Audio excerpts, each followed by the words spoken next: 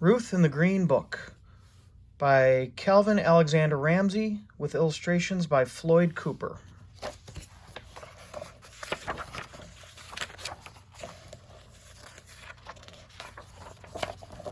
It was a big day at our house when Daddy drove up in our very own automobile, a 1952 Buick. It is the most beautiful colored. Daddy calls it sea mist green. He bought it for his new job, but first we planned to go on a trip to visit Grandma in Alabama. I was so excited to travel across the country. I packed my own bag, and Mama said I could take Brown Bear with me for company, even though I'm almost too old for him now. As we drove out of Chicago, it felt funny to see the neighborhood disappear, and then the streets, and then the buildings. I love all the green grass and hills and trees. Daddy told lots of stories about when he was a boy in Alabama. He made us laugh. Eventually, we stopped and had a picnic lunch that Mama had packed. She'd been cooking all week to get ready for the trip.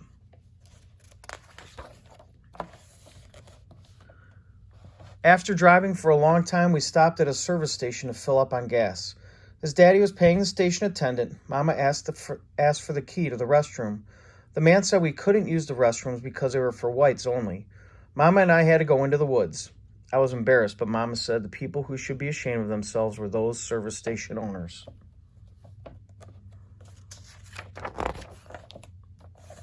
I was tired when Daddy stopped the automobile. I asked Mama where we were, and she said we were going to spend the night in a real hotel. We watched Daddy talking to the man behind the desk. Daddy was smiling and pointing to us, but the man shook his head and turned his back. Daddy came back out and slammed the car door. He never slammed the door before, so I knew he was mad.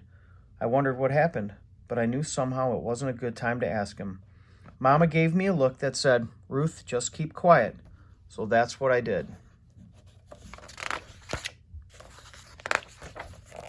We kept on driving through the night. Mama took a turn so Daddy could sleep. I fell asleep with Brown Bear as my pillow. We must have pulled off the road in the middle of the night, because when I woke in the morning, we were all curled up in the car. I was stiff and hungry. Mama gave us cold biscuits and jam for breakfast. She said we should sing to cheer ourselves up. We sang a lot that day as we crossed the country. We had picnics at roadside stops for lunch and dinner because all the restaurants had signs in windows that said we couldn't eat there. It seemed like there were white-only signs everywhere outside of our Chicago neighborhood. I felt homesick, and I hugged Brown Bear close all day. When we crossed into Tennessee, Daddy said his friend Eddie lived close by. He was sure we could sleep there.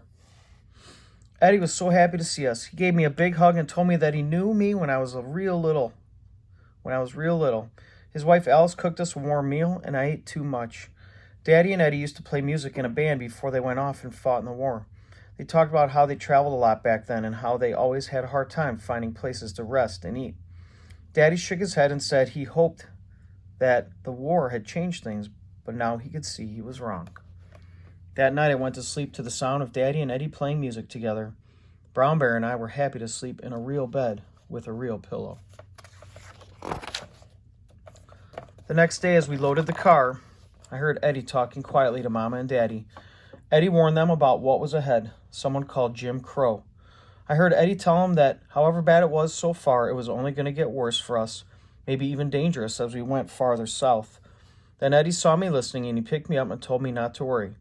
He said that I should look out for SO service stations along the road because the people there would be nice to us. In the car, I asked Daddy who Jim Crow was, and he explained that Jim Crow wasn't a who. It was a bunch of ugly laws forbidding blacks and whites from mixing in any way.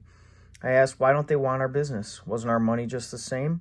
It hurt my feelings to be so unwelcome, but Mama sighed and reminded me that my job that day was to look for an SO station. I spotted an SO station near the Georgia border and sang out for Daddy to stop.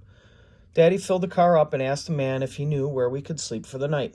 The man showed us a pamphlet called the Negro Motorist Green Book. He explained this book was started by a postman, Mr. Victor H. Green, to help black people who were traveling. It lists places in lots of states where we could be welcome to sleep, eat, shop, get a haircut, and all kinds of other information besides. Right away, Daddy bought our very own copy for 75 cents. Mama read about a place nearby called a tourist home where we could stay for the last night of our trip. Daddy called ahead, and sure enough, the lady told us to come right away. Then Mama gave me the green book and said I was in charge of keeping it. I couldn't stop reading it. All those places and all those states where we could go and not worry about being turned away. We reached the tourist home in the early evening. Mrs. Melody, the owner, gave us a big smile when she opened the door. It was like coming home, and she wouldn't even let Daddy pay her. She said she welcomed Negro travelers because it was right to help each other out. I'm going to do the same one day. The next morning, I hated to say goodbye to Mrs. Melody, but Daddy said we could be at Grandma's house that evening. That made me happy to get going again. It wasn't so easy, though. Our automobile broke down about midday in the middle of nowhere. People drove right past. I felt an empty pit in my stomach. I hugged Brown Bear and wished we were already at Grandma's house. But Mama said not to worry, we could figure it out. She unfolded our map and told me the names of nearby towns. She said, "Ruth, look in the green book and see if you can find a place in one of those towns that'll fix our car." And I did. Daddy gave me a big hug, and then he walked into town to find the garage that would help us out. By the time we got the car fixed, it was too late to reach Grandma's house that day, so I looked in the green book and picked out an inn nearby that said they welcome Negro travelers. It was a big house with lots of rooms. Most of the people there were businessmen traveling for their jobs. They each carried a green book. They said they could never do their jobs without it. We met a salesman named Jason who had traveled to all the states of the Union for his job. He told such funny stories. Mama laughed so hard she had tears rolling down her face. For the first time since we left home, we were really happy.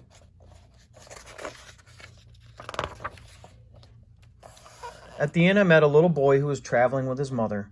It was the first time he ever left home, and I could tell he was scared. I thought of Mrs. Melody, Victor Green, Eddie, and all the other people who had helped us, and then I decided to give Brown Bear to the boy. I told him that Brown Bear was a good traveler. I'm too old for Brown Bear now, and the little boy needed him more than I do. Then I told his mother about the green book and showed her our copy. That night, before I went to sleep, I thought about our trip. It was not what I had expected. Traveling could be scary, that's for sure. It made me sad that some people were mean to Negroes. But it helped to know that good black people all over the country had pitched in to help each other. It felt like I was part of one big family. Plus, tomorrow, I would finally see Grandma and tell her what a great green book guide I had been.